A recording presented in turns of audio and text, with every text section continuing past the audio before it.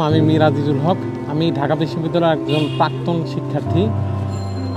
আমি বর্তমানে খুবই কষ্টের মধ্য দিয়ে দিনাতিপাত করছি বা দুর্বিষহ জীবনযাপন করছি বলতে পারেন। সেজন্যই আমি ব্যবসার পথ বেছে নিয়েছি, কারণ আমি ছোটোবেলা থেকে এই জিনিসটা খুব ঘৃণা করি, মানুষের কাছে হাত পাতা। আমার যতটুকু শক্তি সামর্থ্য থাকবে এবং আল্লাহ তাআলা আমার বেঁচে থাকা পর্যন্ত, যদি আমার হায়াত ততদিন বেঁচে থাকে এবং ওই পর্যন্ত আমার শক্তি সামর্থ্য থাকে, আমি কখনোই হাত পাতার পক্ষে আমি না আর কি, হাত পাততে চাইবো না। আল্লাহ তাআলা যে চেষ্টা করে, আল্লাহ তাআলা কখনো কাউকে আসলে নিরাশ করেন না। বা আল্লাহ তাআলা তো বলছে যে আমি কাউকে ঘরে এসে বা কেউ যদি চেষ্টা না করে, আমি তাকে তো ঘরে এসে খাবার দেব না। তো রিজিকের জন্য আসলে অনুসন্ধান করতে হবে, পরিশ্রম করতে হবে। সমাজে দেখতে পাই যে অনেক ভালো মানুষও যারা থাকে, তারা চাইলেই কিন্তু ছোটোখাটো পুঁজি নিয়ে হোক আর বা কারো কাছ থেকে ধার দেনা করে হলেও চাইলে কিন্তু তারা নিজেরা পারে যে কোনো কিছু একটা করতে। কিন্তু আমার মনে হয় যে এই ভিক্ষাবৃত্তি বা মানুষের কাছে হাত পাতা, এটা মনে হচ্ছে সবচেয়ে সহজ, বিনা পুঁজিতে ব্যবসা একটা কথায় বলা যায়। তো মানুষ কেন যেন সহজ পথটাই বেছে নিতে চায়, কেউ কষ্ট আর আমরা কেউ করতে চাই না। জবের জন্য পরীক্ষা টরীক্ষায় এই সমস্ত করতে করতে সময় হয়তো কেটে গিয়েছিল। তো অবশেষে যখন দেখলাম যে কোনো কিছুতে আসলে কোনো কিছু হচ্ছে না, তার চেয়ে আমি মনে করলাম যে শুধু শুধু বসে থাকার চেয়ে একটা আয় উপার্জনের পথ তো আমাকে খুঁজে বের করতে হবে। আর বাপ মা সবসময় আসলে যতই হোক না কেন, তারাও তো চাই যে আমার সন্তান আমার জন্য কিছু একটা করুক, সেটা অল্প হোক আর বেশি হোক। বসিয়ে বসে কেউ আসলে কাউকে দিনের পর দিন খাওয়াতে চাবে না। সেই তাগিদ থেকেই হয়তো আমি চেষ্টা করলাম, আমার সীমাবদ্ধ জায়গা থেকে, আমার সীমাবদ্ধতা যতটুকুই আছে সেটার মধ্য থেকেই আমি হয়তো চেষ্টা করছি আর কি। প্রথমে ছোটোখাটো পুঁজি নিয়ে শুরু করেছি আর কি, যেমন আমি হেডফোন, চার্জারের কেবল আর কি, এছাড়াও কটন বাড, তারপরে খাবারের কিছু আইটেম আছে, চকলেট, আচার, এরপরে বুট ভাজা, তারপরে ব্রাশ, এরপরে টিস্যু পেপার ইত্যাদি। প্রথমে 2,500 থেকে 3,000 টাকার পুঁজি নিয়ে ব্যবসা স্টার্ট করি।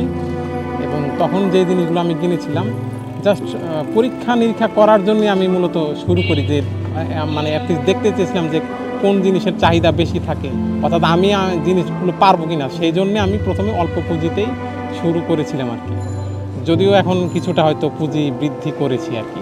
আগে হয়তো যে আমার বাবা মার আমার যে খাবার খরচটা তাদের দিতে হইতো, সেটা এখন তাদের হয়তো দিতে হয় না, সেটা আমি নিজেই করতে পারি। কেনাকাটা আমি একাই যাই, একাই চলাচল করি।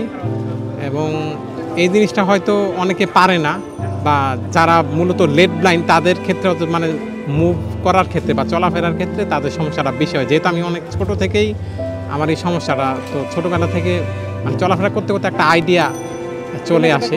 গুলিস্তান থেকে হচ্ছে কলম, ব্রাশ, কটন বাড, এরপরে হচ্ছে আপনার চার্জার, হেডফোন, এগুলো। আর খাবারের জিনিস হচ্ছে চকবাজার থেকে। অ্যাক্সেসরি যে আইটেমগুলো, সেগুলো হচ্ছে গুলিস্তান হল মার্কেট বলে একটা মার্কেট আছে, যদিও সুন্দরবন স্কোয়ার মার্কেট থেকেও কেনা যায়।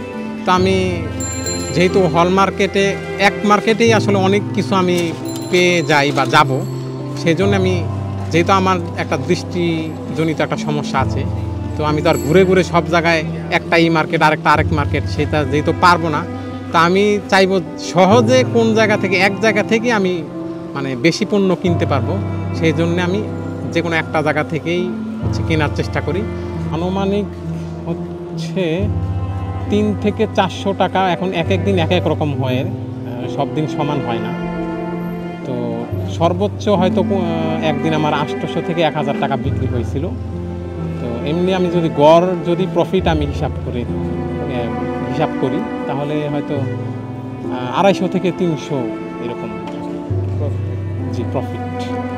উনি আমাদের ঢাকা বিশ্ববিদ্যালয়ের শিক্ষার্থী, বিজয় একাত্তর ফিলের আবাসিক শিক্ষার্থী। ওনার এই কাজটাকে আমরা সাধুবাদ জানাই এবং অ্যাপ্রিসিয়েট করি, কারণ উনি হচ্ছে ওনার প্রতিবন্ধকতা থাকা সত্ত্বেও হচ্ছে উনি ওনার জায়গা থেকে নিজের কাজ করে হচ্ছে চলার চেষ্টা করতেছে। উনি যে ব্যবসাটা করতেছে এবং সে দৃষ্টি প্রতিবন্ধী হিসাবে যে এটা শুরু করছে, যে উদ্যোক্তা হিসাবে, এটা যে অন্য মানুষের মতো, যে আমাদের মতো যে মানুষগুলো আছে, তারা অনেকে আছে যে অন্যের দাঁড়ে দাঁড়ে যাচ্ছে বা ইয়ে করতেছে, সেটা তিনি করতেছে না, কারোর হাত পেতে বা কারোর কাছে নিচ্ছে না। কারো কাছে না হাত পেতে সে নিজে ইনকাম করতেছে, এটা ভালো না? খুবই একটা আমার কাছে খুবই ভালো লাগলো।